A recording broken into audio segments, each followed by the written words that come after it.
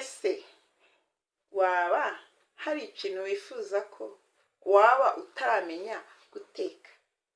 Niki wifuza kumenya guteka waba utaramenya kano kanya ngo tukivugeho? Twakivugaho nta kibazo. Niki?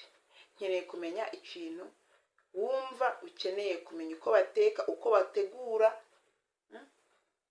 Hanyuma ukimbwire, unyandikire muri comment, ukande subscribe, like, share and comment. Channel yitwa Benny Grace TV. Hanyuma unyandikire icyo kintu tuzagitegure dufatanyije, hanyuma nawe ukimenye. Abantu ni magirirane, hanyuma nyikwereke ukimenye nawe ujye ukikorera mu rugo iwawe. Homemade. Is delicious. Yego.